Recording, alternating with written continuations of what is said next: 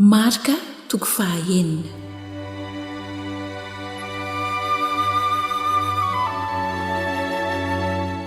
Ny nampianaran'i Jesosy tany amin'ny taniny sy ny tsi-finoany olona azy.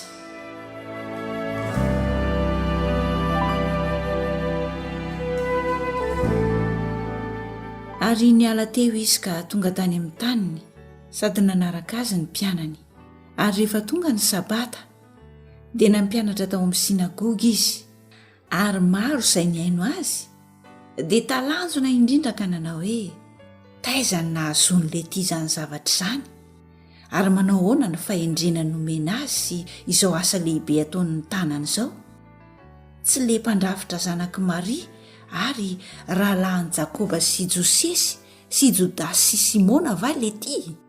Ary tsy ety amintsika va ireo anabaviny? Dia tafotoana taminy izy. Fa hoy Jesosy taminy, tsy misy mpaminany tsy hajaina afa-tsy eo amin'ny taniny sy ny havany ary ny ankohonany ihany. Ary tsy nahazo nampiseho hery akory izy teo, afa-tsy ny nametraka ny tanany tamin'ny olona marary vitsy foana ka nahasitrana azy. Ary gaga izy noho ny tsi-finoany, dia nitety ny vohitra manodidina izy ka nampianatra.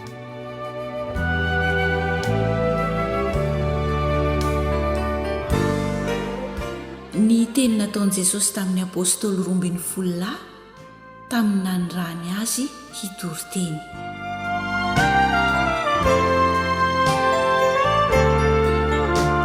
Ary niantsony 12 ankeo aminy izy ka naniraka azy tsororoa sy nanome azy fahefana hamoaka fanahy maloto. Ary nandrara azy izy mba tsy hitondra zavatra ho any amin'ny alehany, na hanina, na kitapo, na vola ao amin'ny fehikibony, afa-tsy tehina ihany. Fa asio kapa ny tongotrareo, ary aza mitondra akanjo roa. Ary ho koa izy taminy, izay trano hidiranareo dia mitoera aho mandra-pialanareo any. Ary izay tanàna tsy hampandroso anareo na tsy hihaino anareo raha miala ianareo, dia ahitsany ny vovoka ao am-paladianareo ho vavolombelona aminy. Dia lasa nandeha izy ireo ka nitory fa tokony hibebaka ny olona. Ary demoni maro no navoakany, ary nohosorany diloilo ny marary maro ka nohositraniny. Ny amin'ny Heroda sy Jaona mpanao batisa.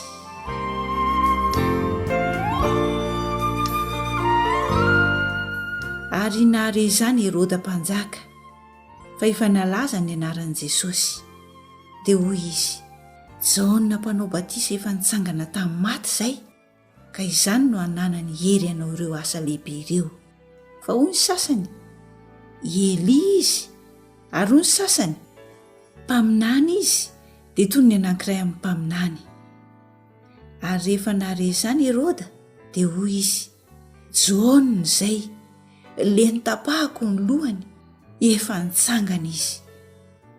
Fa Heroda ihany no naniraka sy nisambotra ny Jaona ka namatotra azy tao an-tranomaisina noho ny amin'ny Herodiasy vadin'ny Filipo rahalahiny, fa nanambady azy izy. Fa Jaona efa nilaza tamin'ny Heroda hoe diso ianao raha manambady ny vadin'ny rahalahinao. Ary Herodiasy dia nanao otro-po taminy ka naniry afa-tsy azy nefa tsy nahazo. Fa Heroda natahotra ny Jaona satria fantany fa lehilahy marina sy masina izy, ka dia niaro azy izy. Ary rehefa nandre azy izy dia very hevitra be ihany, ary nihaino azy tamin'ny hafaliana izy. Ary rehefa tonga izay andro antonina dia ilay nanaovan'i Heroda fanasana ho an'ny lehibe sy ny mpifeharivo ary ny loha olona tany Galili tamin'ny andro fahatserovana ny nahaterahany, ka niditra ny zanakavavin'i Herodiasy ary nandika nahafaly an'i Heroda mba amin'izay niara nipetraka nihinana teo aminy. Dia hoy ny mpanjaka tamin'ny zazavavy, angatao amiko izay tianao, na inona dia omeko anao. Ary nianina taminy hoe izy, na inona angatahanao amiko dia omeko anao, na dia hatramin'ny atsasaky ny fanjakako aza. dia nivoaka raha zazavavy ka nanao tamin'ny reniny hoe inona no angatahako ary hoy ny reniny ny lohan'i Jaona mpanao batisa. Dia niditra faingana niaraka tamin'izay izy ho ao mpanjaka ka nangataka hoe tiako raha omena ho afaingana eto an-dovia ny lohan'i Jaona mpanao batisa.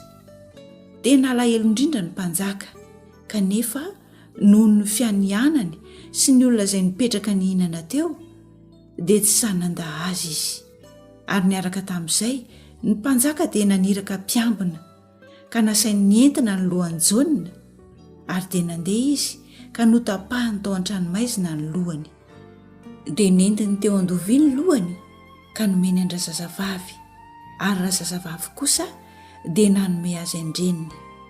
Ary rehefa nandre izany ny mpianany dia tonga ka naka ny faty ary nandevina azy.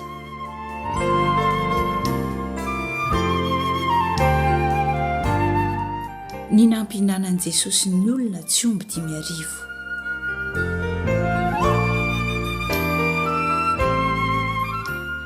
Ary ny apôstôly niangona teo amin'i Jesosy ka nilaza taminy izay rehetra efa nataony mba amin'izay nampianariny. Ary hoy Jesosy taminy, avy ianareo hitokana ny an-tany foana ka miala sasatra kely fa maro no nifamoivoy ka tsy nisy hinanana aza. Dia nandeha an-tsambo kely izy hitokana ny an-tany foana. Ary ny olona nahita azy nandeha sady betsaka ny nahalala an'i Jesosy dia niala avy teny amin'ny tanàna rehetra ny olona ka niazakazaka nandeha an-tanety dia tonga talohany. Ary noho niala Jesosy dia nahita vahoaka betsaka izy ka honena azy fa tahaka ny ondry tsy manana mpiandry ireo dia nampianatra azy zavatra maro izy. Ary rehefa hariva ny andro dia nanantona azy ny mpianany ka nanao hoe tany foana ity ka efa hariva ny andro ankehitriny. Raha vao ny olona mba hankanesany eny an-tsasy eny amin'ny vohitra manodidina hividy hanina ho azy. Fa izy namaly ka nanao taminy hoe omeonareo hanina izy. Fa ho kosa izy ireo taminy andeha hividy mofo izay azony denari 200 fa zahay ka omenay azy ho haniny. Fa hoy izy taminy, misy mofo firy any aminareo, andeha zaho. Ary rehefa fantany dia hoy izy, 5 sy azan-drano-droa. Dia nasain'i Jesosy nampipetraka ny olona rehetra atao an-tokotokony eny ambonin'ny hai-maitso izy. Dia nipetraka an-tokony 100 sy 50 avy ny olona. Ary rehefa voarain'i Jesosy ny mofo 5 sy ny azan-drano-droa dia nendrandra ny lanitra izy ka nisaotra. Dia novakiny ny mofo ka natolo ny mpianatra mba harosony eny anoloan'ny olona. Ary ny azan-drano 2 no zarainy tamin'ny olona rehetra. Ary samy nihinana avokoa ny olona rehetra ka voky. Ary nangoniny izay sombitsombon'ny mofo sy azan-drano ka dia nahafeno arona 12. Ary izay nihinana ny mofo dia 5,000 lahy.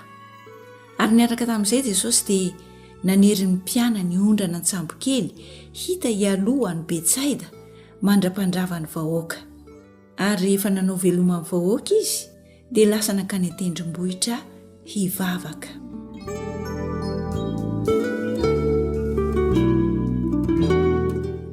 Ny nitsangatsanganan'i Jesosy tambony ranomasina.